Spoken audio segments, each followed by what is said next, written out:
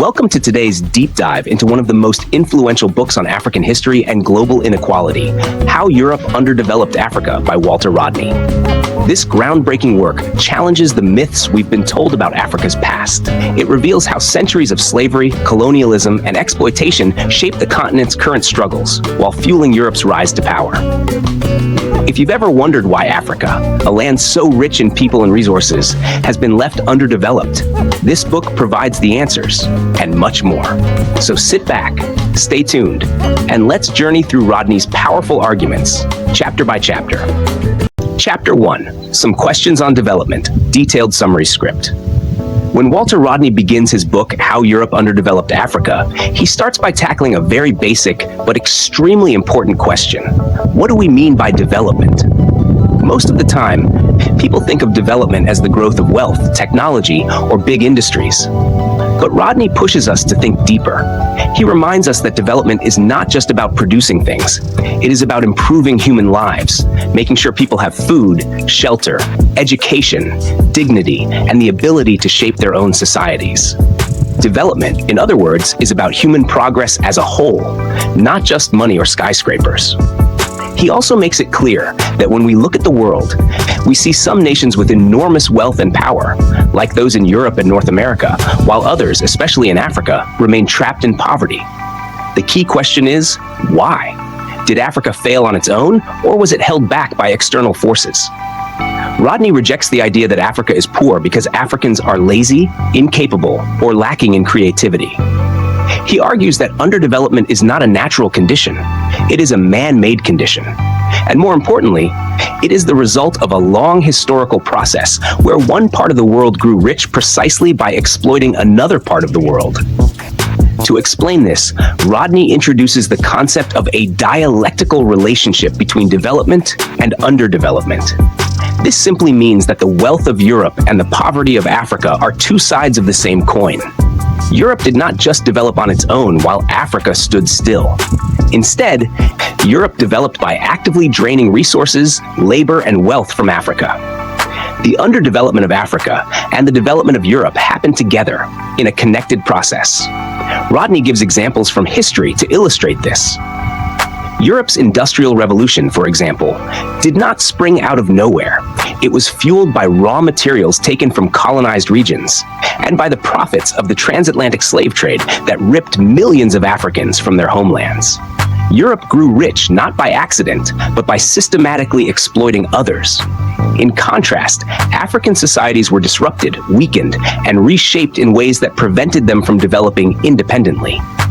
This is what Rodney means by underdevelopment, not just a lack of progress, but a condition where progress is deliberately blocked, and the economy is structured to serve external interests rather than the needs of the people. He then raises another important point.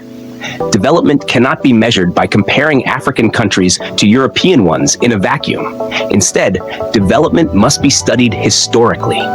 You cannot understand why Africa is underdeveloped today without looking back at the long centuries of slavery, colonialism, and imperialism that set the stage for it. Rodney also criticizes mainstream definitions of development used by Western economists. These often portray Europe's path, capitalism, industrialization, and colonization, as the universal model that every society should follow. But he argues that this is misleading and dangerous. Africa cannot simply copy Europe's path because Europe's wealth was built on the backs of colonized peoples, including Africans themselves. Finally, he makes a political point.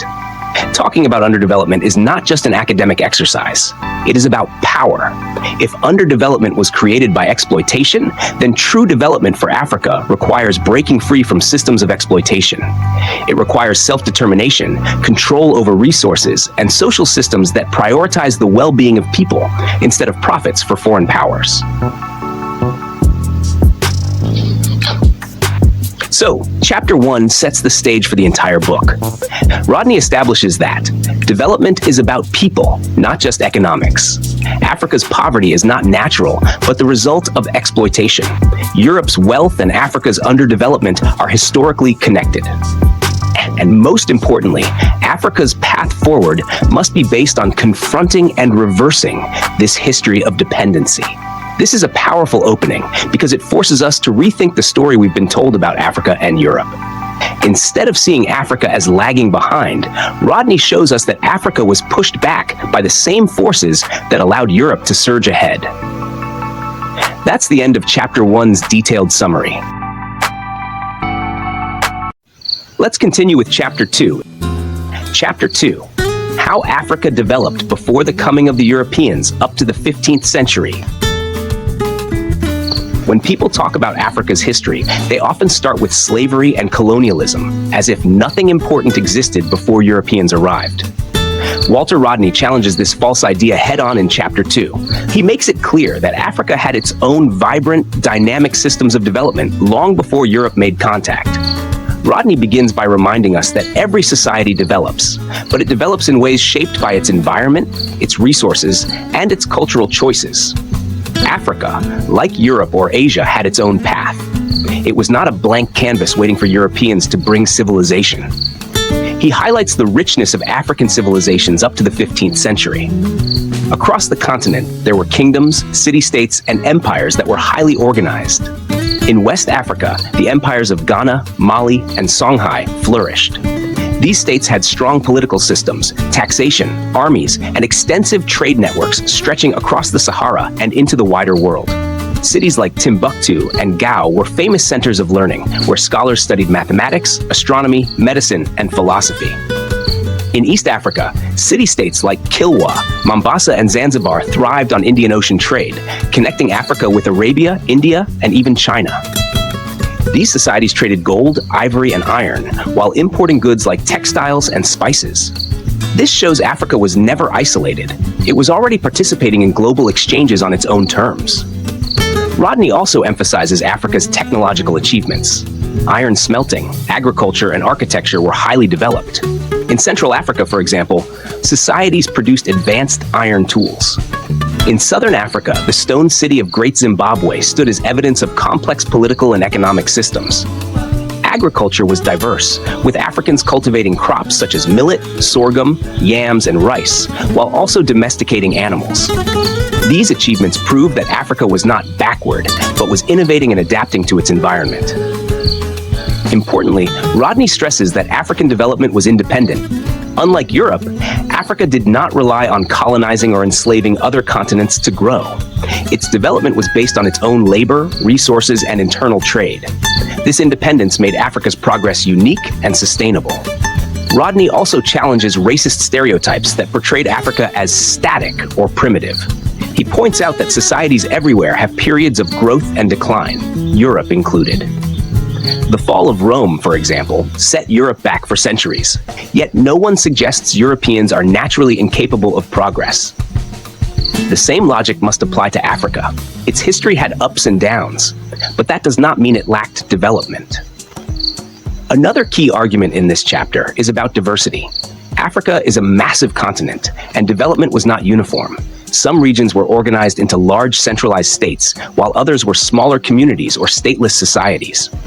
But whether large or small, all had systems of production, distribution, and governance that worked for their context. To judge them by European standards is unfair and misleading. Rodney is careful to point out that while Africa was developing, it was not without challenges. Some areas faced limitations due to geography, climate, or internal conflicts. But those challenges were normal for human societies. They were not proof of inferiority. By the 15th century, when Europeans were just beginning to explore Africa's coasts, African societies were not waiting to be discovered. They were already thriving, trading, and contributing to world history. In fact, Europe at that time was still recovering from the Middle Ages and had much to learn from other parts of the world. Closing of Chapter 2 summary. Chapter 2 completely flips the common narrative about Africa. Walter Rodney shows us that Africa was developing long before Europe's arrival. It had powerful kingdoms, advanced technology, and centers of learning. It was part of international trade networks, connected to the wider world. And most importantly, Africa's development was its own achievement, not something imported by outsiders. This chapter is a reminder that the story of Africa does not begin with slavery. It begins with African people building and shaping their own civilizations, proving beyond doubt that they were active participants in world history, not passive victims waiting to be rescued. If you're finding value in this breakdown of Walter Rodney's How Europe Underdeveloped Africa, take a moment to support the channel. Hit subscribe, tap the bell icon, and leave a like so more people can discover these important ideas. Now, let's get back into the story. Chapter 3. Africa's Contribution to European Capitalist Development, the Pre-Colonial Period. By the time we get to Chapter 3, Walter Rodney begins to explain how Europe's rise as a capitalist powerhouse was directly tied to Africa's suffering. He makes a bold but clear argument. Europe developed because Africa was exploited. The prosperity of Europe, the growth of its industries, and the rise of capitalism all leaned heavily on the backs of enslaved Africans. Rodney focuses on the period before colonial rule, when the transatlantic slave trade dominated relations between Europe and Africa. From the 15th century onwards, European powers such as Portugal, Spain, Britain, France, and the Netherlands built an enormous system of human trafficking. Millions of African men, women, and children were captured, sold, and shipped across the Atlantic. This trade went on for centuries, and its impact was devastating. But Rodney asks us to look at it from both sides. On one hand, Europe was gaining. On the other hand, Africa was losing. This is the heart of the concept of development and underdevelopment being linked together. Let's start with Europe. The slave trade generated massive profits. European merchants, shipbuilders, bankers, and plantation owners all benefited. The ships that carried enslaved Africans were built in European docks. The guns and manufactured goods exchanged for slaves were made in European factories. The sugar, cotton, and tobacco produced by slave labor in the Americas were processed and sold in Europe.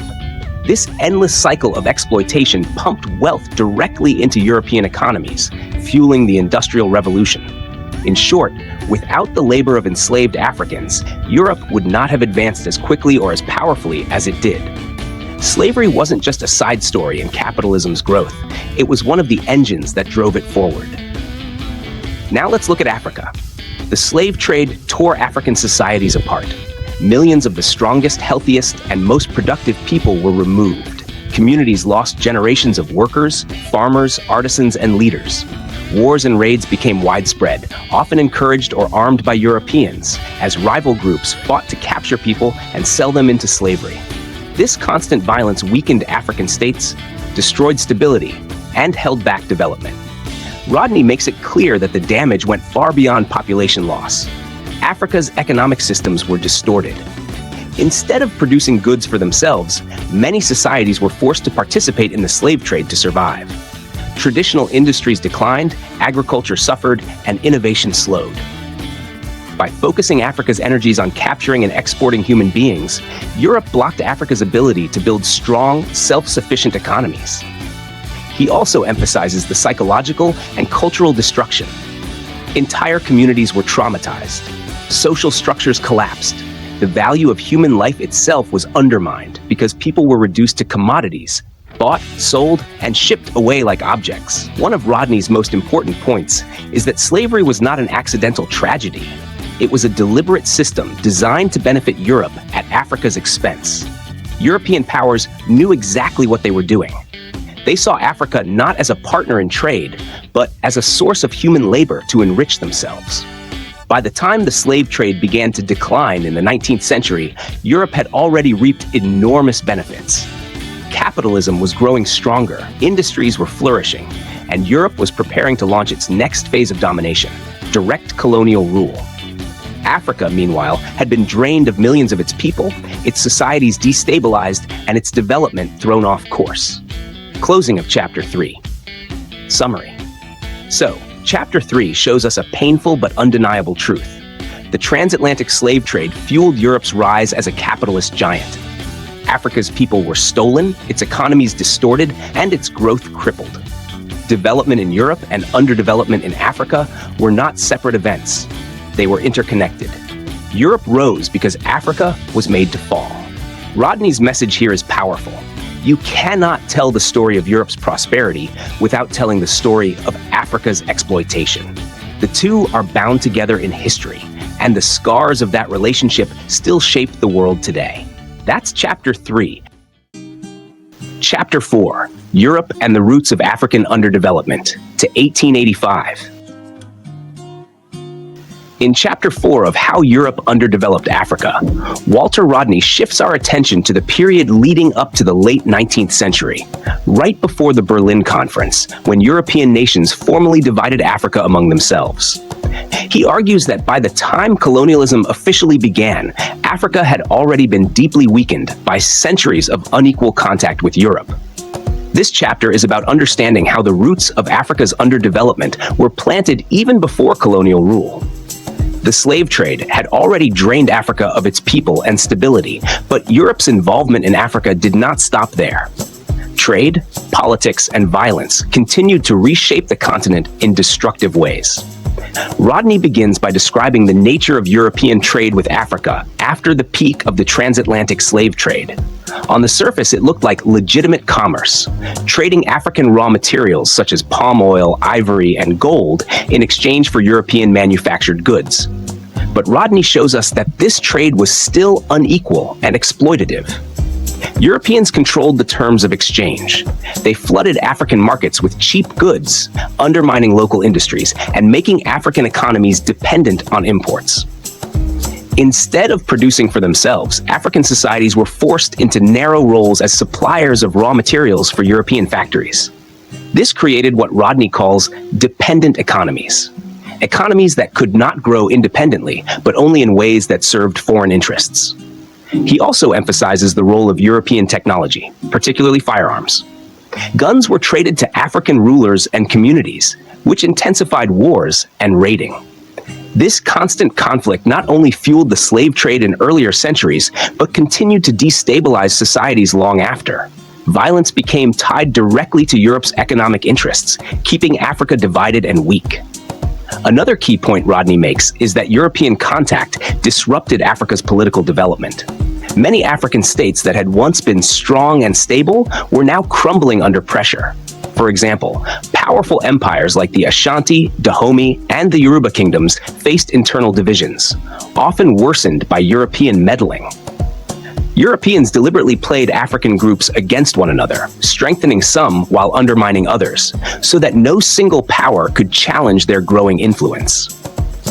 By the mid-19th century, Europe's Industrial Revolution was in full swing, and its hunger for raw materials had exploded.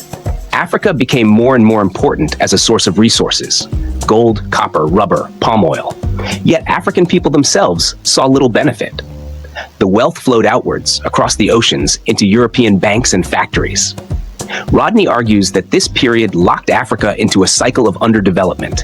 Instead of building industries, railways, and infrastructure for African progress, trade routes and systems were designed only to extract wealth. Even agriculture shifted towards producing export crops rather than food for local consumption. This meant that African economies were being structured in ways that served Europe and left Africans vulnerable. By the time 1885 arrived, Europe was ready to formalize what it had already been doing for centuries. At the Berlin Conference, European powers carved Africa into colonies without regard for its people, cultures, or histories. But Rodney reminds us, Europe did not begin exploiting Africa in 1885. Colonialism was simply the next stage of a process that had been happening for hundreds of years. The roots of underdevelopment had already been planted through slavery, unequal trade, manipulation, and violence. Closing of Chapter 4. Chapter 4 makes it clear that long before colonialism, Africa was already being drained of wealth and stability. European trade systems forced African economies into dependency. Guns and manufactured goods fueled wars and weakened African states. By 1885, Africa was vulnerable, making it easier for Europe to impose direct colonial rule. Rodney's conclusion is sharp. Africa's underdevelopment was not a natural failure. It was a long, deliberate process in which Europe laid the groundwork for full colonial domination. By the time Europe officially took over, the structures of exploitation were already in place. If this history is hitting you as hard as it hit me, then don't just watch, join the community. Smash that subscribe button, tap the notification bell, and drop a like to keep this knowledge flowing. All right, back to Rodney's powerful insights. Chapter 5. Africa's contribution to the capitalist development of Europe, the colonial period. By Chapter 5 of How Europe Underdeveloped Africa, Walter Rodney takes us into the colonial era, the late 19th and early 20th centuries, when European powers had fully carved Africa into colonies. His central argument here is that colonialism was not about developing Africa, but about using Africa's resources, land, and labor to enrich Europe even further. Colonialism, Rodney explains, was a system carefully designed to lock Africa into a role of servant to European capitalism. The so-called civilizing mission and the promises of modernization were nothing but propaganda. In reality, colonial governments structured everything: economy, politics, and society, so that the maximum amount of wealth could be extracted and sent overseas. One of the most striking points Rodney makes is how colonial economies were built around raw materials. Africa's mines and plantations produced gold, copper, cocoa, groundnuts, rubber, and cotton. But these products were not meant to feed or clothe Africans. They were exported to Europe, where they became the raw inputs for European industries. Railways and ports were built across Africa, but notice carefully. They were not built to connect African communities with one another.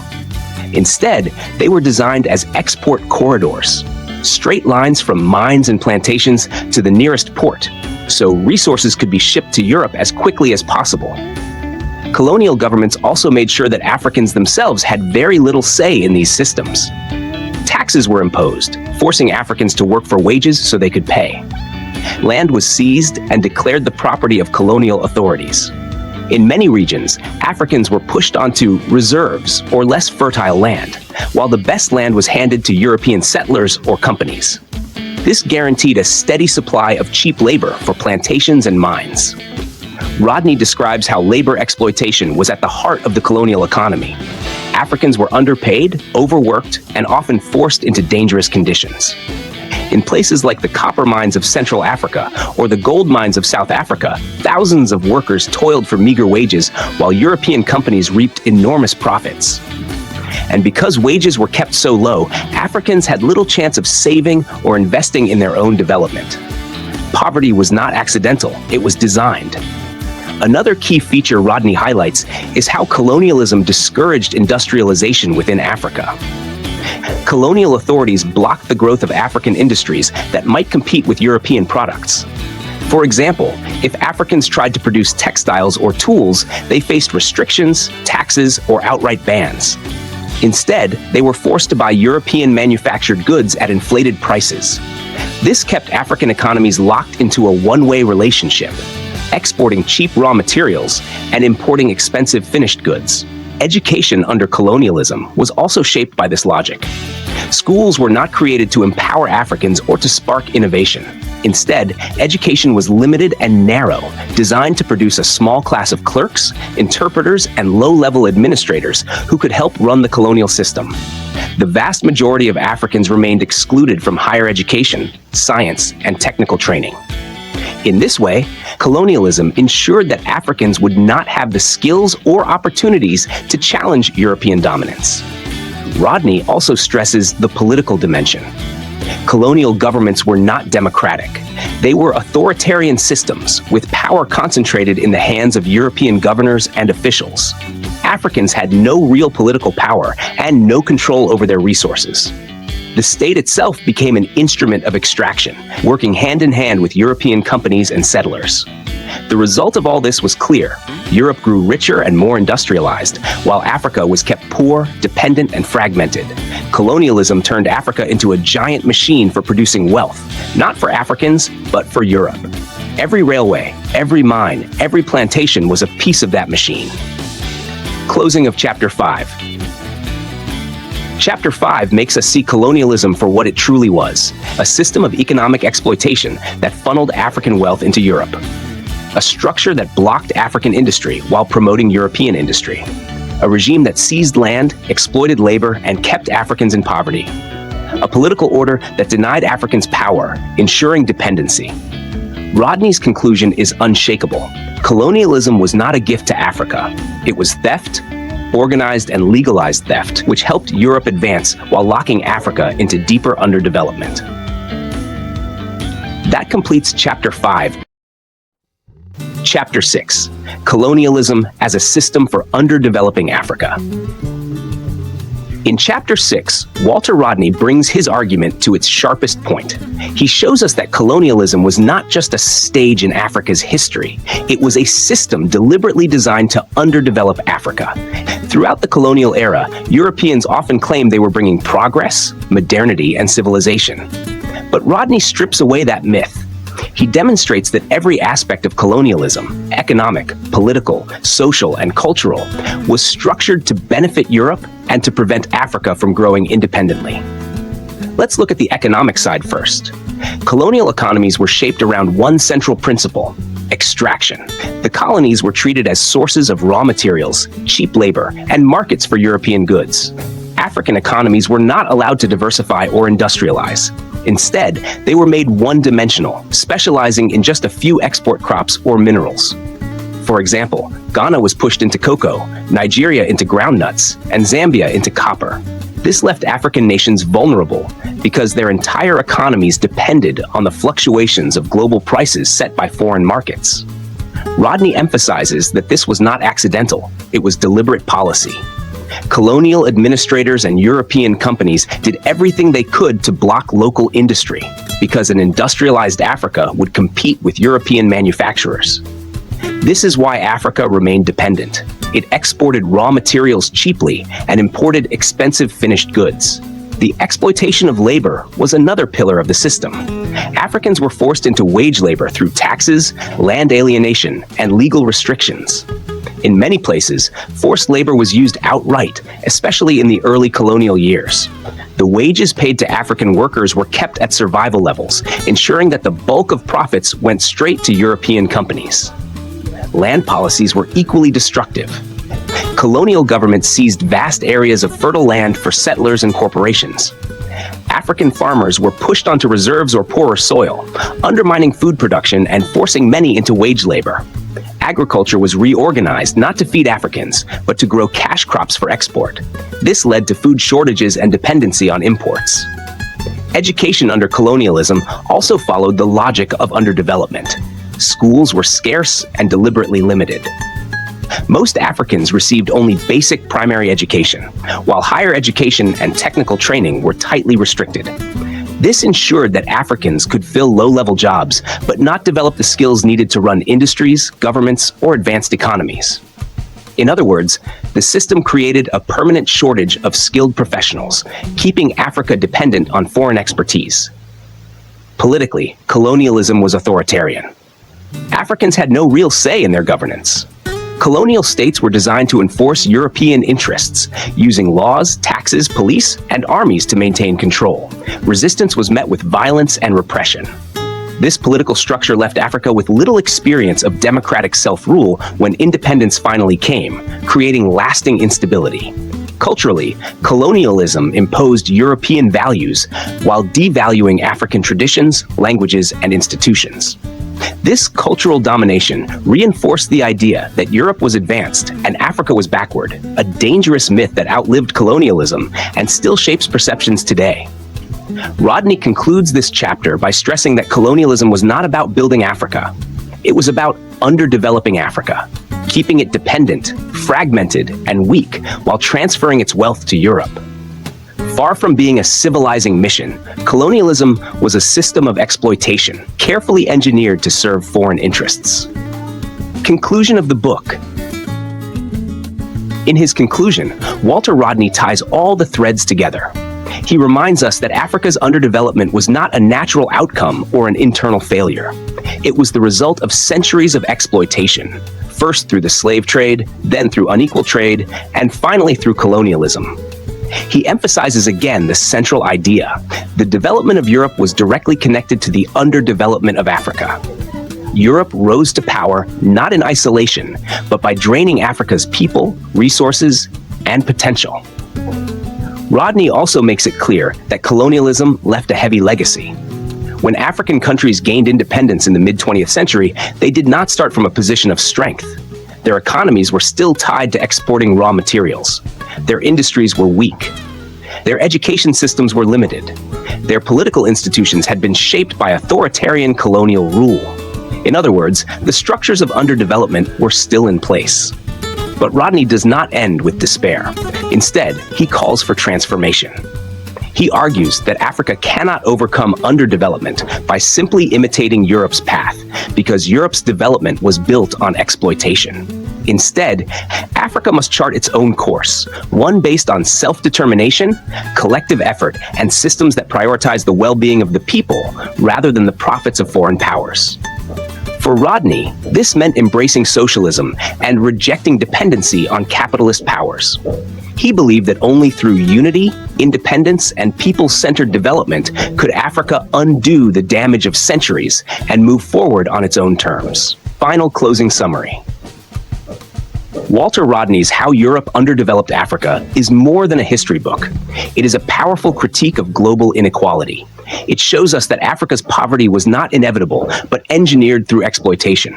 It also challenges us to rethink what development means, and to recognize that true progress cannot come from systems that enrich some while impoverishing others. Rodney leaves us with a clear message. Africa was underdeveloped by Europe, but it also has the power to reclaim its future if it chooses to break free from the chains of dependency and exploitation.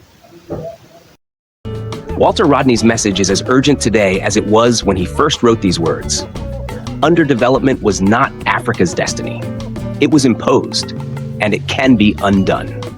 If this summary opened your eyes or gave you a deeper appreciation of history, imagine what more you could discover by diving into the full book yourself. Here on this channel, we bring you powerful ideas, critical histories, and bold perspectives that help us see the world differently. If that's something you value, don't just watch, join the community. Hit subscribe, tap the notification bell, and give this video a like so we can keep sharing knowledge that matters. And most importantly, share this video with someone who needs to hear the truth about Africa's history and its fight for a brighter future. Until next time, keep questioning, keep learning, and keep pushing for a world built on justice and equality.